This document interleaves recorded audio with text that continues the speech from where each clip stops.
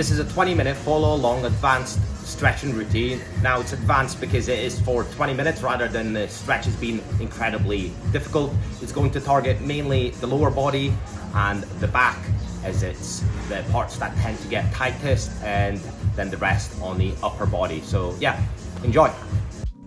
Okay, grab a mat. We're going to start with a standing hamstring stretch. Feet shoulder width apart. Shoot the hips back horizontally as if to push a button that is 5 inches behind you with your bum. You should feel a real nice stretch through the hamstrings. Keep the spine flat. If you start rounding the spine, all of that tension off the hamstring is going to be taken off. Halfway there. As you get more comfortable with the stretch, start focusing on the breath. In through the nose and out through the mouth. As you breathe out, try and get deeper into the stretch. Super important, we target the hamstrings so many times. Athletes and just anybody end up pulling their hamstrings doing an exercise. Okay, step your right foot forward about a foot in front and point the toes towards the ceiling. Keep the stretched leg straight and your hands on a trailing knee. This is going to target the calves and the hamstrings again. Similarly, we're trying to shoot those hips back horizontally. Only 30 seconds on this one.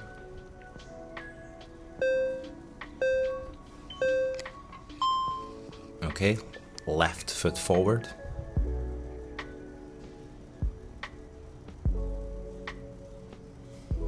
Again, focusing on the breath.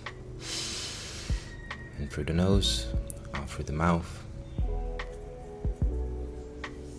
This is a must if you do some skipping, running. Your calves tend to blow up. This is going to recover it and obviously improve their flexibility too. Okay, place your hands on the floor, walk them out, and then create this pyramid shape as you see. Pierce your head in between your arms and start looking towards your feet. Keep your spine flat and start pulsating, lifting the heels off the floor. Go left, right, Just try and ease into this stretch. The downward dog is it's called. Once you feel comfortable, try and drive those heels towards the floor whilst keeping the spine flat. Again, you're going to you will feel the calf, the hamstring, and also shoulders too as you're piercing that head through the arms. Breathing in through the nose, out through the mouth.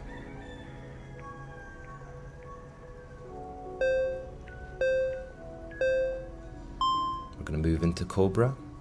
So place your hips down towards the floor. Keep the thighs off the floor and stay on the balls of the feet or on your tiptoes. Look up towards the ceiling and turn your head left. Now slowly transition your head to the right hand side. This should feel real nice on your hip flexors, your abs, and your neck. The key thing here is to try and drive those hips, not just down, but also forward.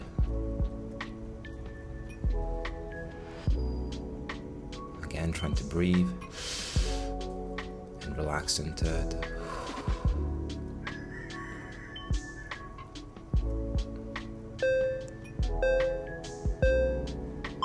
Next, the frog stretch.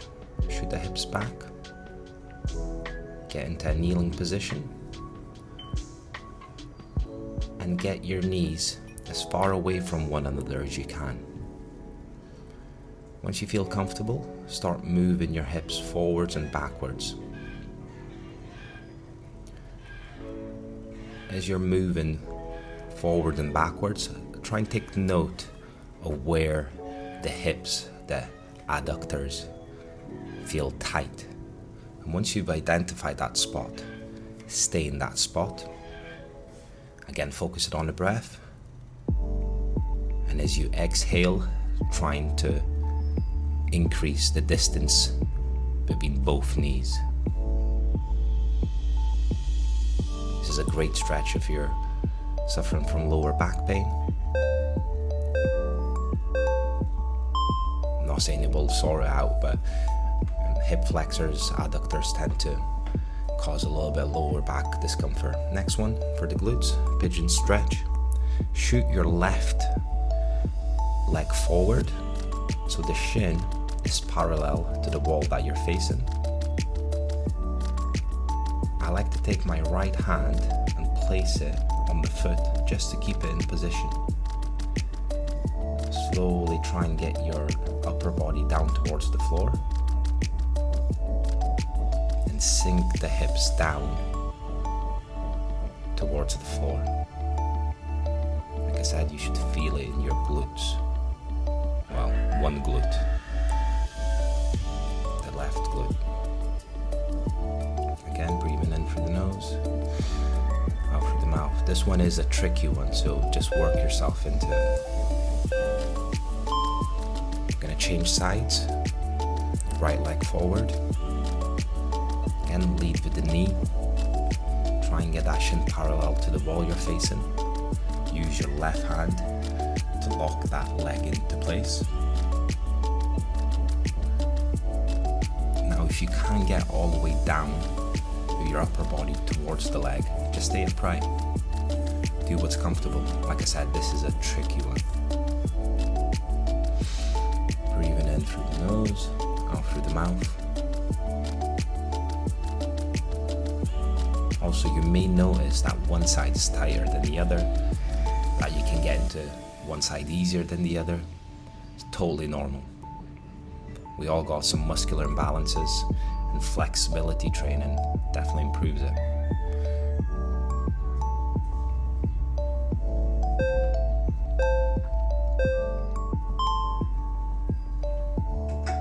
Okay, we're gonna move into a kneeling quad stretch. This one's a tricky one as well. So step your right foot forward, have your left knee down on the floor, and then grab the trailing foot with either one or two hands. This is just post Muay Thai, so I'm quite warm. I'm able to get both hands on. Usually I can only get the left hand on the ankle. Now, the most important thing here is to try and push the left hip forward to feel that stretch through the quad. A lot of people will just twist and not really feel the quad being stretched. But try and work against the twisted motion and keep your hips parallel, facing forward.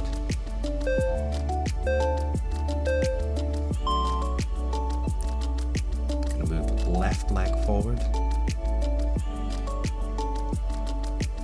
Now you can see just how long it takes me to get into the stretch. It might take you 30 seconds just to get there. But as you practice, as you get more flexible, it will become easier. Also, alternatively, I like using a soft box or a sofa behind me to put my trailing foot onto, and an immovable object tends to work a lot better than me trying to hold on with my hands on the foot. The tension isn't as consistent. Also, I'm trying to balance, so yeah, having like a sofa or a soft box would be a good alternative. Keep pushing those hips forward. Okay, into a double kneeling quad stretch. This one's a tough one, so on your knees and slightly lean back. As you're leaning back, make sure you're pushing those hips forward. If you bend the hip, all the pressure off the quad, the hip flexor, the abs is gonna come off. Now, if you're a little bit more flexible, you can start putting your hands onto your legs or your feet whilst pushing those hips forward. If you have a soft box or a sofa, you can also lean back onto that. And then progression to that would be getting your hands onto the floor, as you can see me doing there. Just taking a little break. It is quite intense. It is a tough one.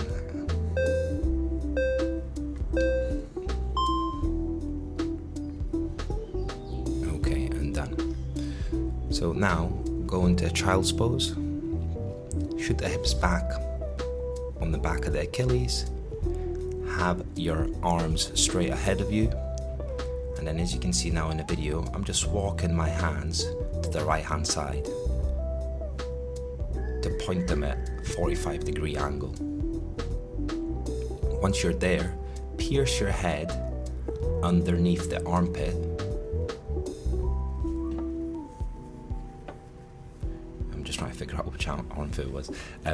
The left one. Yeah, so you pierce your head underneath the armpit, and you should feel and try and drive your head through that hole. You will feel a massive stretch through the lats and the tricep. It tends to feel quite good on the back too. Okay, now while staying in that same position, just walk your hands to the middle, keep your body down, and then get your hands all the way to the left hand side to around 45-degree angle. Again, you're going to get that head and try and pierce it underneath the armpit of the right side. Keep driving that head under. Again, focusing on the breath. In through the nose, out through the mouth. This is probably my favorite stretch, and just the way it feels. Like I said, I get a lot of joy through the back as all the tension's been taken out of it.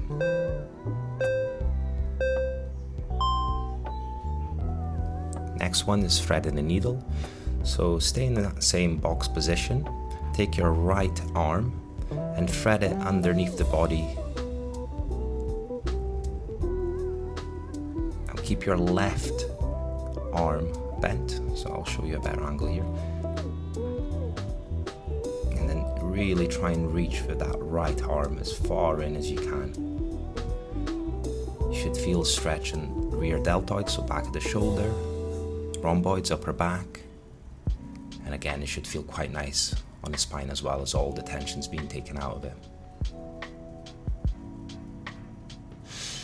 Again, breathing. In through the nose, out through the mouth. As you breathe out, try and get deeper into the stretch.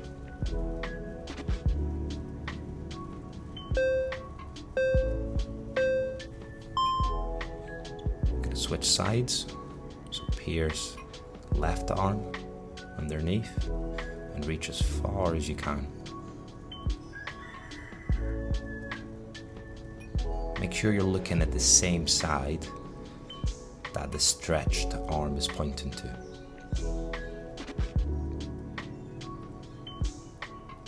Stretching is complete opposite of resistance training, where you're trying to force things. The more you try and force these stretches, the tighter your body's gonna get, and the less deep you'll be able to get into the stretches. So again, just try and focus on the breath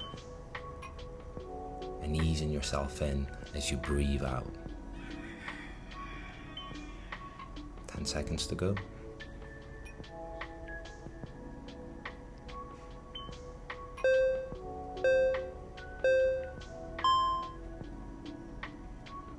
Okay, and relax. You can give yourself a little shake as well as you're moving between these stretches. Next one is a pec and bicep stretch.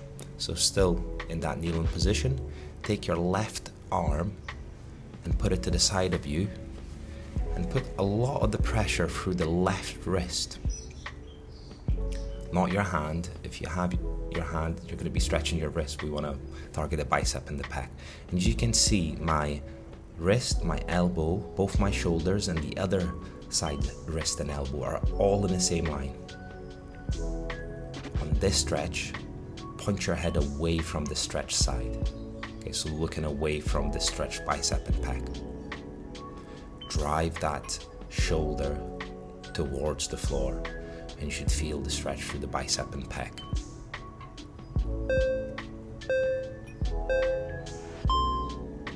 Okay, and we're gonna switch sides.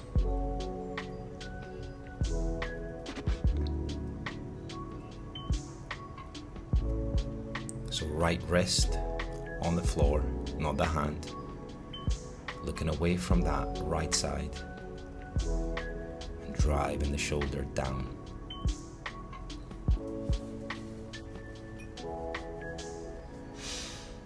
Breathing in through the nose, out through the mouth. Try and relax.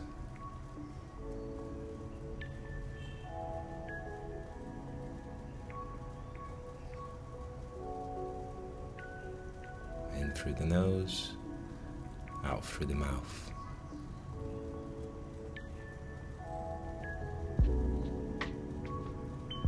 Last 5.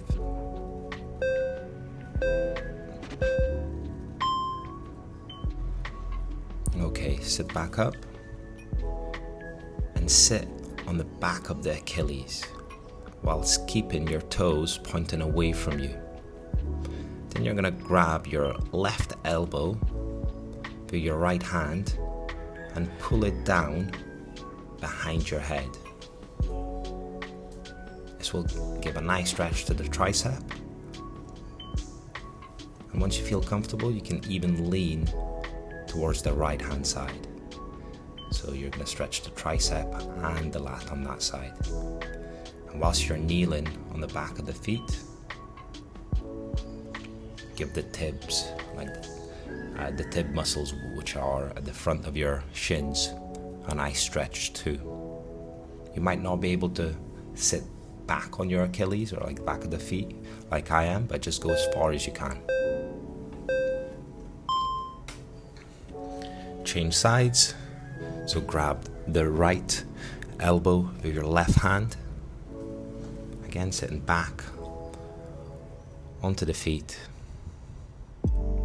But this time, have your toes active, as we would call it. So instead of pointing the toes behind you, have them onto the mat. It's just going to stretch the feet. Same thing on top, pulling the elbow down and then lean into the left hand side. Try and keep your chest up. A lot of times people will try and, well, they won't try, but they will just collapse forward. Try and keep an upright position, posture.